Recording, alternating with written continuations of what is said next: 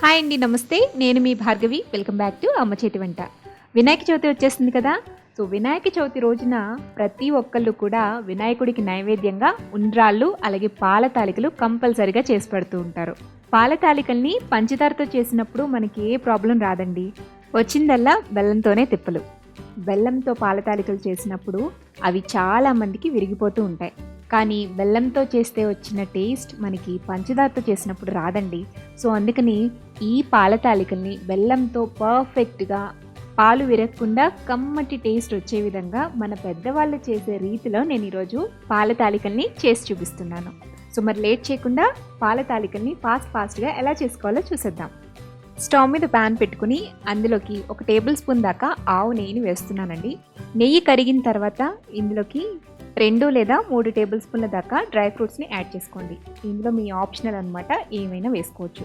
వీటిని దోరగా ఫ్రై చేసుకుని మంచిగా గోల్డెన్ కలర్ వచ్చిన తర్వాత వీటన్నిటిని కూడా ఒక ప్లేట్లోకి తీసుకుని పెట్టుకోండి. ఇప్పుడు అదే ప్యాన్లో 1/4 కప్పు దాకా వాటర్ని యాడ్ చేసుకోండి. నెక్స్ట్ ఇందులోకి 2 టేబుల్ స్పూన్ల దాకా తురుముకున్న బెల్లాన్ని వేసుకోవాలి. ఈ బెల్లం అంతా కూడా కరిగేంత వరకు లో ఫ్లేమ్లో పెట్టుకుని బెల్లాన్ని పూర్తిగా కరగపెట్టుకోండి. బెల్లం కంప్లీట్గా కరిగిపోయిన తర్వాత ఇందులోకి 1 కప్పు దాకా బియ్యం పిండి వేసుకోవాలి. ఇది పొడి బియ్యం పిండి అండి, అంటే మనం సూపర్ మార్కెట్స్ నుంచి తెచ్చుకుంటాం కదా. సో ఆ రైస్ ఫ్లోర్ అనమాట, తడి బియ్యం పిండి అయితే కాదండి. ఉదయాన్నే పండగలప్పుడు హడావిడిగా ఉంటూ ఉంటాం కదా. సో తడిపిండి తయారు చేసుకోవడం మనకి కష్టమవుతుంది. సో నేను డ్రై రైస్ ఫ్లోర్తోనే నేను మీకు క్వాంటిటీస్ అనేవి చెప్తున్నాను. పిండి వేసేసిన తర్వాత వెంటనే స్టవ్ ఆఫ్ చేసేసుకోండి. స్టవ్ ఆఫ్ చేసేసుకుని గరిటెతో బాగా మిక్స్ చేసుకోండి. ఎంత వీలైతే అంత సాఫ్ట్గా ఉండలు లేకుండా కలుపుకోండి. ఈ పిండిని మనం చేత్తో పట్టుకోవడానికి వీలుగా ఉన్నంత వరకు చల్లారనివ్వండి. మూత పెట్టేసి ఉంచండి, లేదంటే కంటిన్యూస్గా గరిటెతో ఇట్లా మిక్స్ చేస్తూ ఉండండి. కొంచెం గోరువెచ్చగా అయిన తర్వాత చేత్తో బాగా ఒక 5 మినిట్స్ పాటు నీట్ చేసుకోవాలి. ఇలా చేత్తో బాగా కలపటం వలన పాల తాలికలు చేసేటప్పుడు క్రాక్స్ రాకుండా ఉంటాయి, అలాగే ఉడికించేటప్పుడు విరిగిపోకుండా ఉంటాయి అన్నమాట. ఇలా కలుపుకున్న పిండిలోంచి కొంచెం కొంచెంగా పిండి తీసుకుని ఫస్ట్ రౌండ్ బాల్లా చుట్టి ఆ తర్వాత తాలికల కింద ఒత్తుకోండి. దీనికి పొడిపిండి వేయాల్సిన అవసరమే లేదండి, ఎందుకంటే మనం నెయ్యి వేసాం కదా. సో ఎక్కడా కూడా చేతికి కానీ పీటికి కానీ అంటుకోదనమాట. సో ఈజీగా మనం తాలికల్ని చేసేసుకోవచ్చు. ఇలా మీకు వీలైనంత సన్నగా తాలికల్ని ప్రిపేర్ చేసుకోండి. ఇలా సన్నగా తయారు చేసుకోవటం వల్ల లోపల పచ్చిగా లేకుండా అంత ఈవెన్గా స్వీట్నెస్ అనేది వస్తుందన్నమాట. ఇలా మనం తయారు చేసి పెట్టుకున్న పిండి మొత్తాన్ని తాలికల కింద తయారు చేసేసుకోవాలి.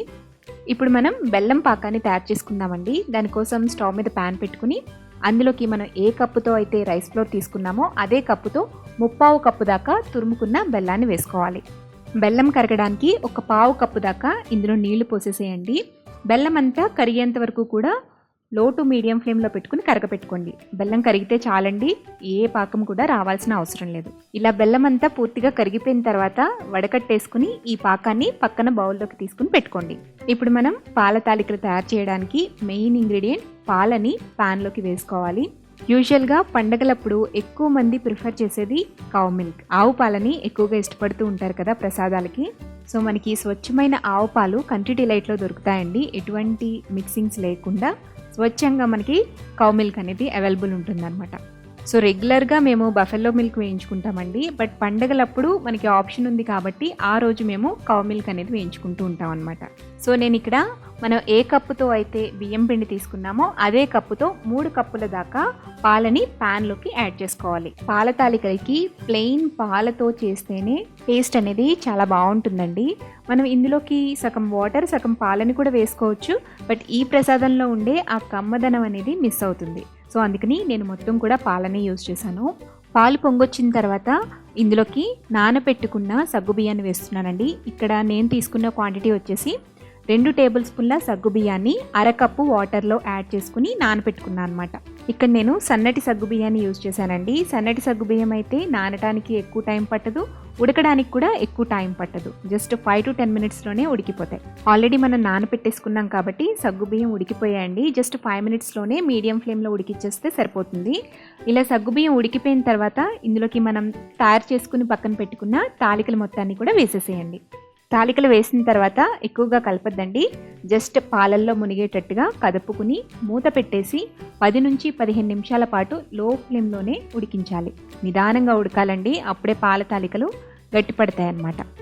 15 నిమిషాల పాటు ఇలా ఉడికించుకున్న తర్వాత ఇందులోకి 1 టేబుల్ స్పూన్ దాకా బియ్యం పిండి, పావు కప్పు దాకా పాలు వేసుకుని ఉండలేకుండా బాగా మిక్స్ చేసుకోండి. అలా మిక్స్ చేసుకున్న లిక్విడ్ని ఇందులోకి వేసేసేయాలి.